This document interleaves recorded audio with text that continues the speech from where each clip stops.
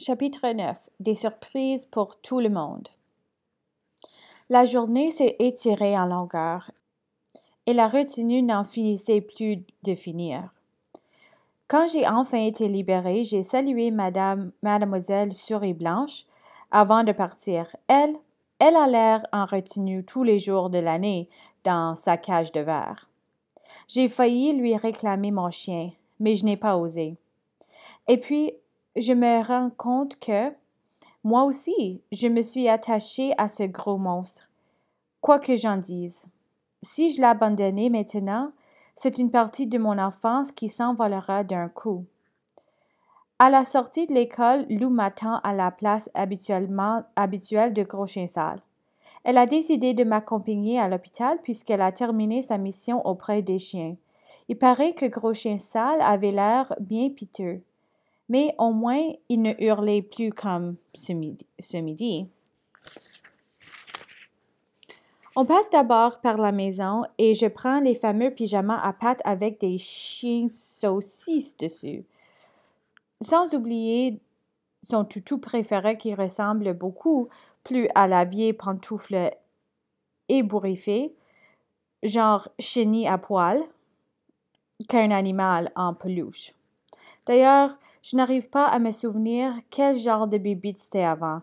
Il faut dire que ces nombreux passages dans la laveuse ne l'ont guère amélioré.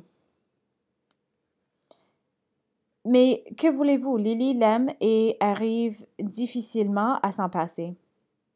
Pendant le trajet en autobus, on fait la punition de Lou.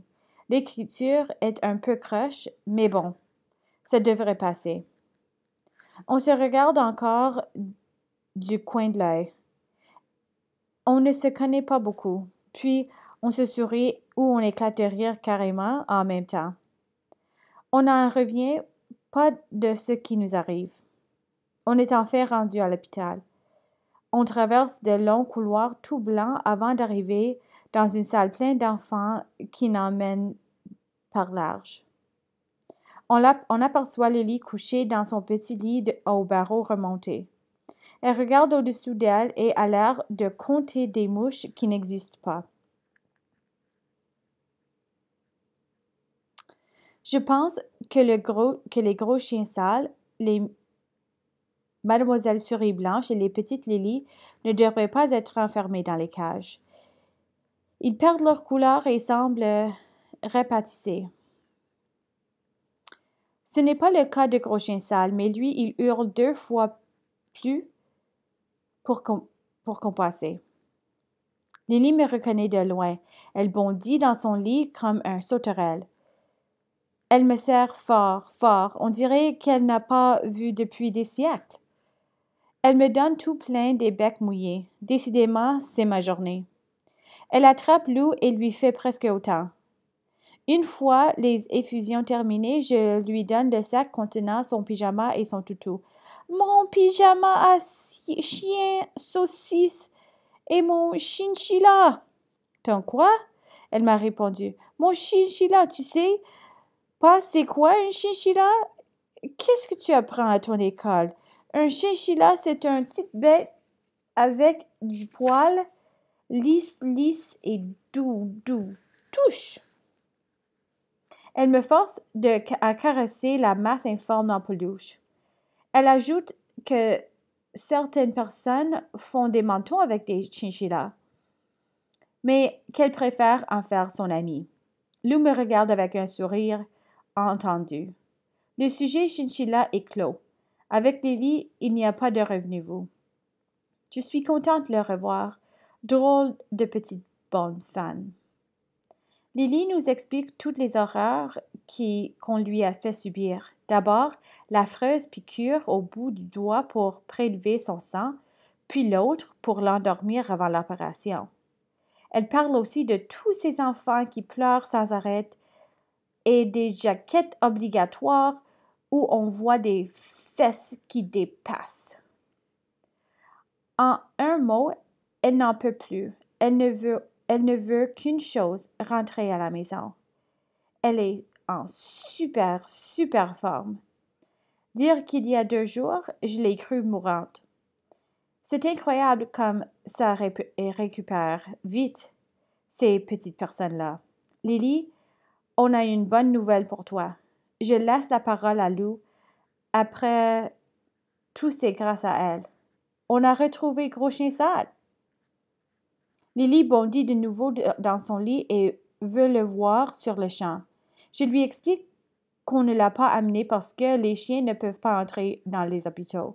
En fait, je ne sais vraiment pas quoi lui dire. Heureusement, Lou me sort de là.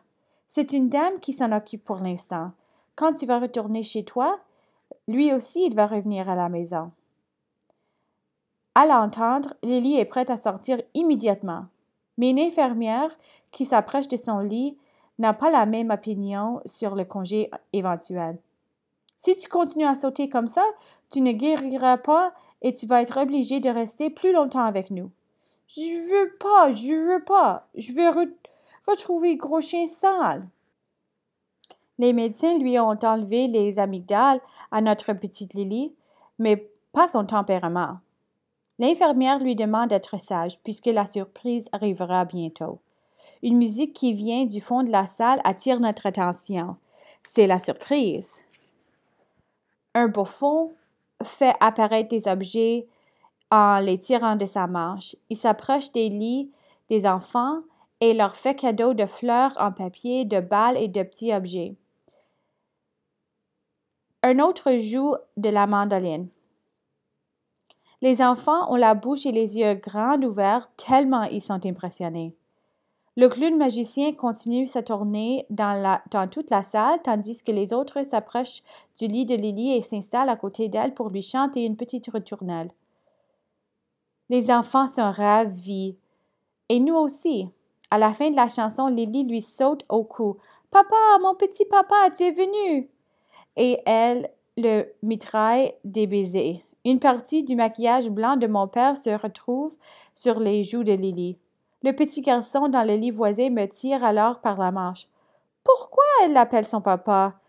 Ça se peut pas. Un papa, ce n'est pas un clown. » Je ne sais pas quoi lui répondre. Je n'ose pas lui dire que ce clown est aussi mon père et que c'est parfois gênant d'avoir un père comme lui. Il y a tellement de fois où je m'aurais bien dérangé qu'il soit médecin ou camionneur ou même professeur. Tout sauf un clown. Mais pas aujourd'hui. Je me sens fière de lui. Il n'y qu'à regarder les petits yeux qui brillent. Mon père clown s'éloigne vers un autre enfant et son partenaire continue à distribuer les cadeaux. Lily boude, assise au fond du lit. Papa exécute une nouvelle mélodie à la mandoline. Lou essaie d'approcher de Lily, commence à fredonner pour elle. D'abord, elle chante tout bas, puis sa voix prend de l'ampleur. Je reste là, les bras ballants. Je n'en crois pas mes oreilles. C'est la plus jolie voix que j'ai entendue de toute ma vie. D'ailleurs, toutes les petites têtes se sont levées et regardent dans sa direction. Elle a une voix chaude et douce, un peu jasée aussi. Pour s'amuser, mon père fait des variations sur son instrument et Lou l'accompagne comme si elle avait toujours fait ça. Tous les enfants, en fait ceux qui le peuvent, sortent de leur lit et nous entourent. Le petit estropié du lit voisin danse dans l'allée. Et bien sûr, Lily est aux anges. La chanson se termine dans un tonnerre d'applaudissements. Lou rougit comme jamais, mais je crois qu'elle est contente. Tous ses sourires sont pour elle. L'infirmière vient recoucher son petit monde. Mon père regarde Lou avec insistance. « C'est elle ta blonde? Jolie voix et jolis yeux. » Je suis bien obligée de la lui présenter. Mais ça me fait drôle. J'aurais préféré qu'elle rencontre mon père dans son état normal, sans son déguisement, je veux dire. Ça ne semble pas la déranger. La preuve, elle constate qu'on a un air de famille, le nez surtout. Ha ha ha, très drôle.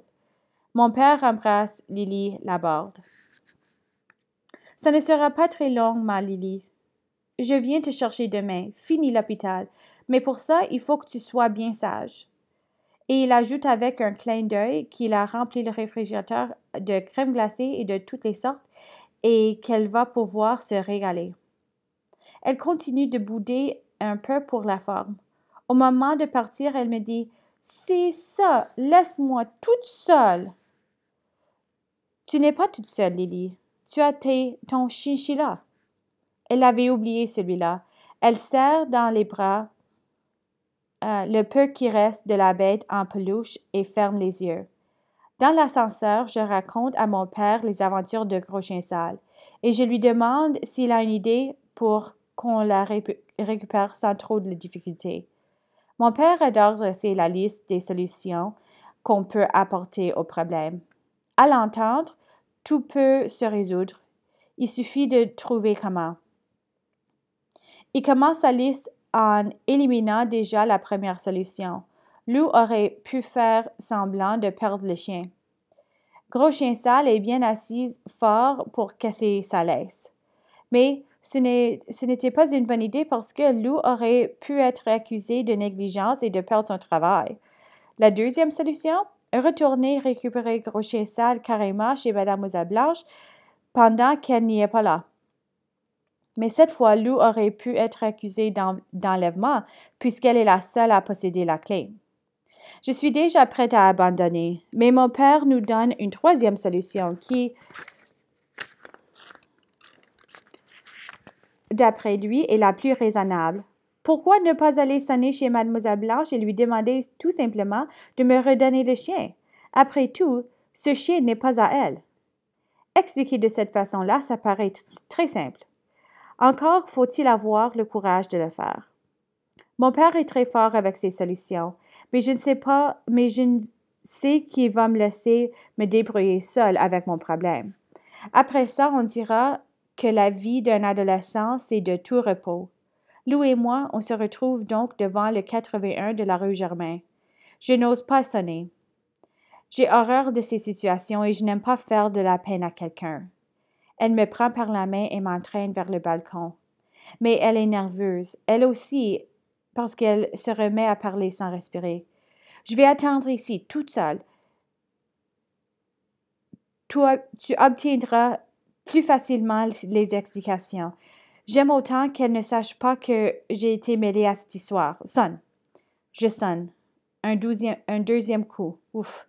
Il n'y a personne. Je suis déjà prête à partir quand la porte s'ouvre sur Mademoiselle Blanche. Oui? C'est à quel sujet? Je n'ai pas besoin de répondre. Gros Chien Sale fonce comme un fou et se précipite sur moi. La séance de léchage reprend de plus belle. Et Mademoiselle Blanche comprend que je suis le maître du monstre poilu. Elle m'a fait rentrer chez elle pour qu'on s'explique.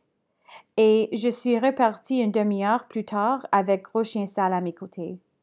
Elle lui a fait tout plein de saluts sur le balcon. Elle se console parce que elle pourra le voir tous les jours quand il viendra m'attendre à la sortie des cours. Lou m'attend au coin de la rue. Puis, ça n'a pas été trop dur? Je fais signe que non. Je souris. Où elle l'a trouvé, Gros Chien Sale? Devant l'école. Comment ça? Tu m'as dit qu'il t'attendait toujours à la fin des cours. J'éclate de rire et je caresse la grosse tête de mon chien. Dans le fond, il n'est pas si bête, ce Gros Chien Sale. Je lui raconte ce qui s'est passé. Le jour où Gros Chien Sale a disparu, c'était un lundi, et il s'est rendu à l'école comme d'habitude. Mais la veille, on avait changé l'heure comme on le fait chaque printemps, en avançant les horloges d'une heure. Et ça, Gros Chien Sale ne pouvait pas le savoir. Si on change les aiguilles de place dans sa grosse tête, ça ne sonne plus pareil. Quand il est venu à l'école à son heure habituelle, moi, je n'y étais déjà plus. Il était en retard d'une heure. Et comme Mademoiselle Blanche finit après nous, elle a trouvé sur le trottoir. Elle a pensé qu'il était perdu et elle l'a amené chez elle. Et lui, bien sûr, il l'a simplement suivi, un gros chien nono qu'il est.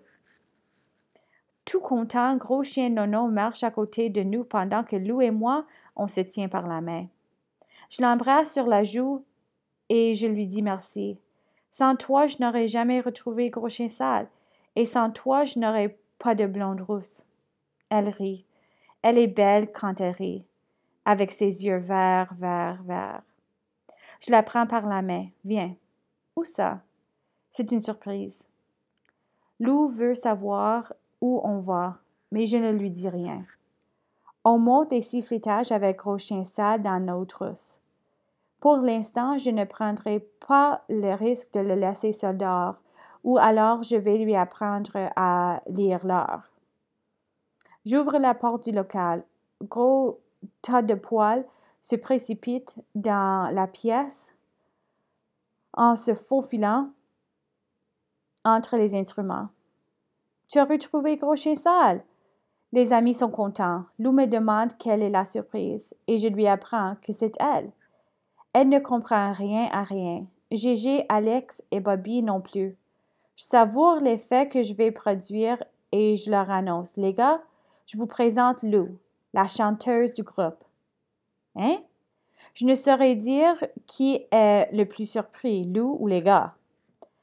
En une seule journée, j'ai retrouvé mon Gros Chien Sale, ma petite Lily bien en vie, la dénicher une chanteuse. Il ne nous manque qu'un nom pour notre groupe, comme si c'était facile.